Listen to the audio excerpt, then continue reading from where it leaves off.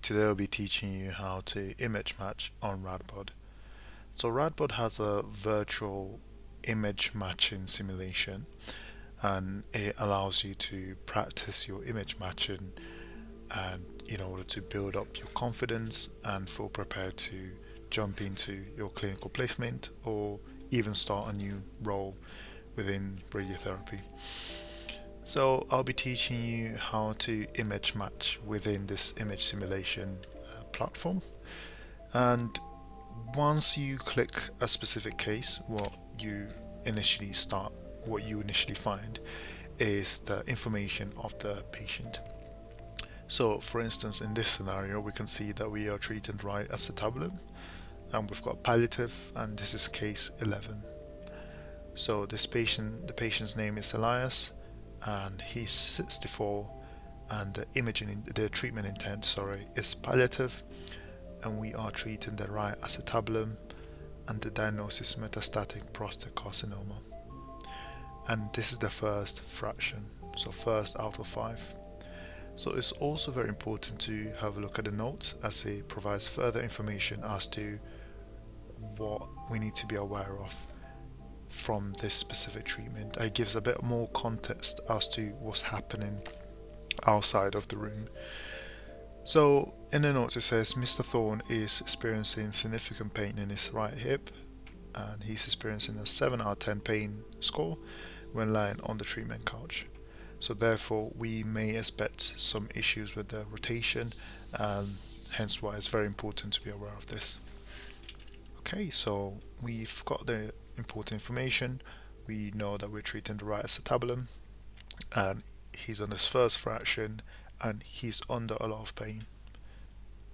Okay, so let's just have a look here. Before we proceed with any image matching, it's always very important to have a look at the protocol.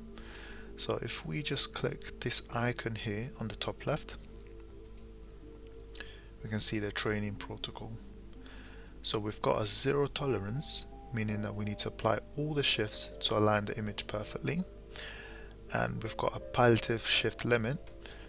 So vert, long, lateral displacement has to be equal or less than 2 centimeters. And the pitch, roll, and rotation has to be equal or less than 3 degrees. And if it's not within these limits, we need to stop, we shouldn't treat, and we should go inside the room and reset the patient. So whenever we're image matching, we always need to check the numbers to make sure that we are equal or less than 2, and on the rotation, pitch, roll, and rotation has to be less than 3 degrees. And something to highlight regarding this training protocol is that this is just specific to the virtual training provided by RadBudd.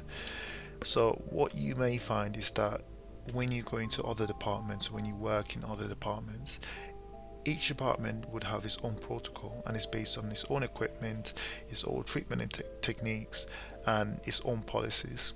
So it's very important to take this protocol with a pinch of salt and use this just for the training protocol. So this does not define the definite clinical limits. Okay, so we've had a look here, we can just click got it.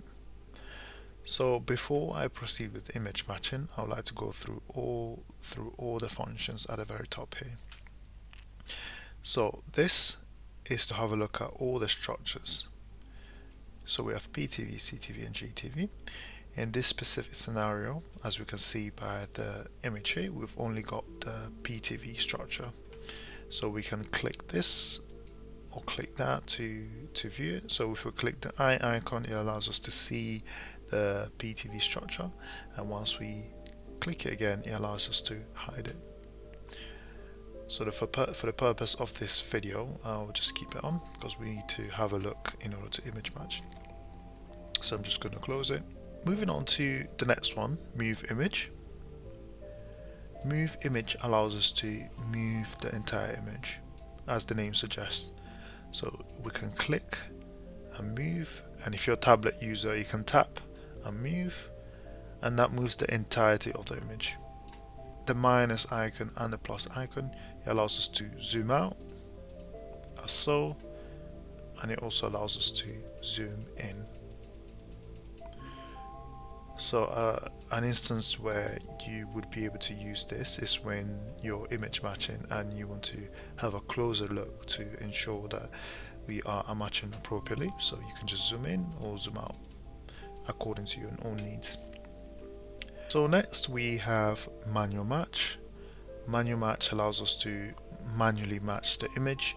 So for this, it will be extremely useful for tablet users. So with tablet users, you don't have a keyboard, hence why if you click the manual match, you can click and drag the image in order to manually match. So as we can see here, we can click and drag today's image in order to appropriately image match. So if you are a computer user or laptop user, you can always click the arrows. So you can click the arrows up to go up, down to go down, left or right to move the image appropriately. And for tablet users, we can just click manual match and then drag the image in the appropriate position. Next, moving on to square window. So I'm just going to click that, and with the square window it allows us to see today's image, and on the outside it allows us to see the CT image. So what happens is that we can use that to see the discrepancy between both images. So as we can see here, we're having a look at the iliac crest. So let's have a look at the iliac crest. So we can see that today's image, the iliac crest is in a different position compared to the CT image iliac crest. So we can use the stable anatomy in order to make sure that it's nice and straight. So I'm just gonna click up in order to make sure that the iliac crest of today is matching with the CT's iliac crest, which it is now. Really good. So I'm just going to double check here. Looks good, we're running along. We can see the sacroiliac joint. Looks good, so that looks really good. So it's running along really well. Maybe a slight adjustment there. Yeah, it's not too bad. Okay.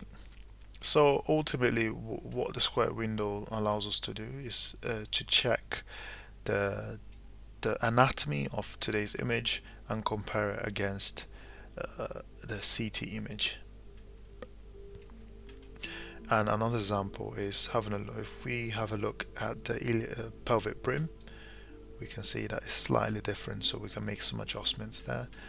So we can see that in today's image the pelvic brim is running along here, but over here it keeps on going to this side, but then on today's image it's sort of going further down. So I'm just going to move on the lateral to adjust it a bit more. As you can see, it's much better now. So we won't be able to get it perfect both at the top and the bottom, but we can always make our best. We can always apply the best match. Moving on to color. If I click this, it creates a color wash, so we're able to see today's image and CT's image.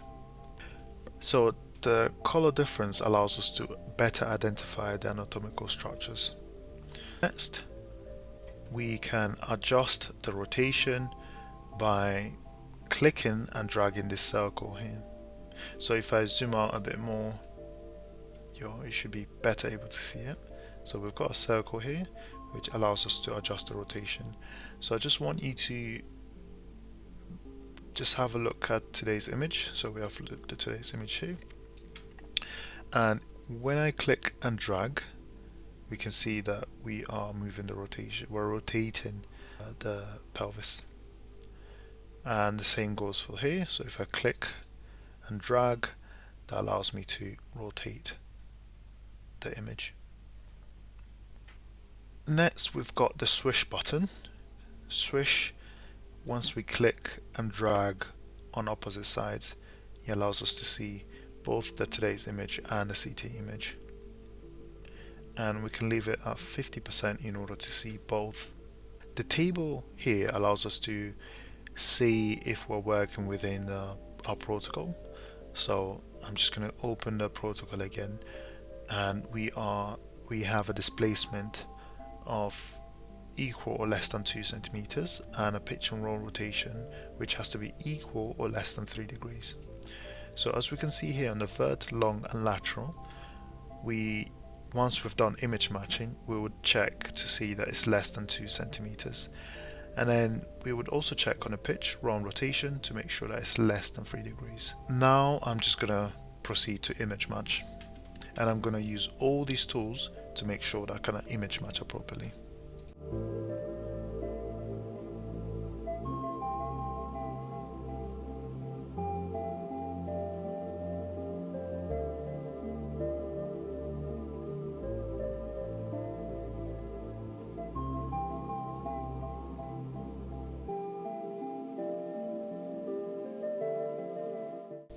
So now that I'm happy with the coverage, I have image matched, I've had a look at the protocol, and I can confirm that's all within our protocol and we are covering us appropriately. We've done the best match considering that the patient is in a lot of pain.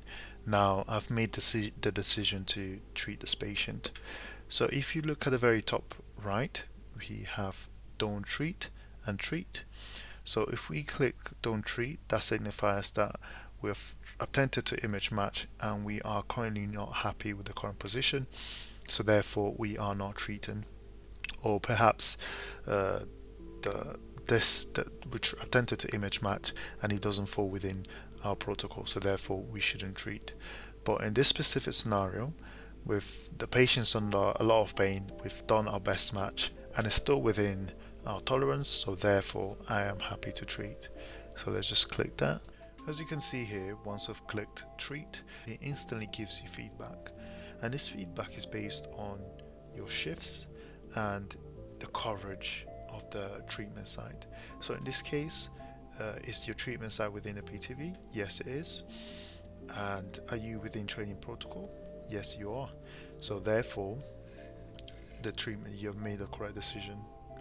If we were outside of PTV or we worked outside of protocol, then it would tell us that we made the incorrect decision.